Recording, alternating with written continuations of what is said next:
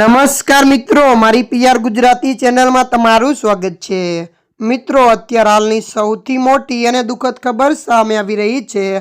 ત્યારે મિત્રો મહીસાગરમાંથી એક દુઃખદ સમાચાર સામે આવી રહ્યા છે। જી હા મિત્રો, આપને જણાવી દઈએ કે મહીસાગરના ધોધમાં ડૂબતા એક યુવકનું મોત। જી હા મિત્રો, વિગતવાર આપને વાત કરીએ તો મહીસાગરમાં ધોધમાં સ્નાન કરવા માટે મોટી સંખ્યામાં લોકો જાય છે।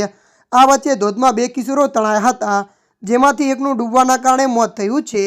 મળતી માહિતી અનુસાર આપને જણાવી દઈએ કે આ ઘટના આડદરી ધોધની છે। આ કિશોરોના નામ પિસકુમાર અને સુનિલ ડામોર છે। ફાયરની ટીમે એકનો મૃતદેહ બહાર કાઢ્યો છે। મળતી માહિતી અનુસાર આપને વધુ જણાવી દઈએ કે જ્યારે ફાયરની ટીમ દ્વારા બીજો કિશોરની શોધખોળ કરાઈ રહી છે।